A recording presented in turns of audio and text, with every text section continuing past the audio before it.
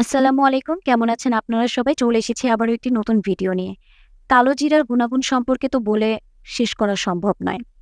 কালো জিরা যে আমাদের শরীরের জন্য কতটা ইম্পোর্টেন্ট এটা আপনারা সকলেই জানেন।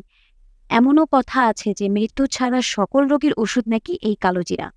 তাই অবশ্যই মাঝে, মাঝে গরম, গরম ভাতের সাথে কালো জিরা ভর্তা খাওয়ার অভ্যাস গড়ে তুলুন।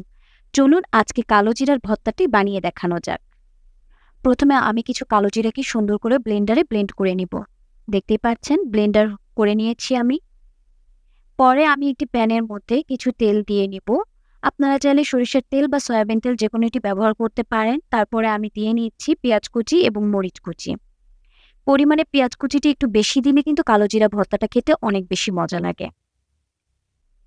তারপরে আমি তেলের মধ্যে আমার পেঁয়াজ কুচি এবং মরিচ কুচিকে সুন্দর করে ব্রাউনিশ কালার করে নিব।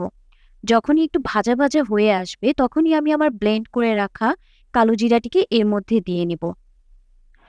তারপর আমি সম্পূর্ণ ইনগ্রেডিয়েন্টকে সুন্দর করে তেলের মধ্যে ভাজা দিব। পরিমাণ মতো লবণ দিয়ে নিচ্ছি। এবার আবারও আমি সুন্দর করে তেলের মধ্যে ভেজে নিচ্ছি। এই ভর্তাটি যেমন করতে সহজ ঠিক তেমনি খেতে অনেক মজা। আপনি চাইলে ৫ মিনিটের মধ্যে এই ভর্তাটি করে ভাত খেতে পারবেন। পাটায় বেটে ভর্তার দিন শেষ। এখন চুলাতেই করে নিতে পারেন আপনি কালো জিরা ভর্তা। মোটামুটি আমার হয়ে গেছে। এবার আমি চুলা থেকে নামিয়ে নিচ্ছি আমার ভর্তাটিকে। দেখতেই পাচ্ছেন ভর্তাটি কতটা সুন্দর দেখা যাচ্ছে। বাসায় অবশ্যই বানিয়ে ট্রাই করবেন। দেখবেন যে গরম, গরম ভাতের সাথে খেতে কিন্তু অসাধারণ লাগছে। এ পর্যন্তই ভালো থাকবেন।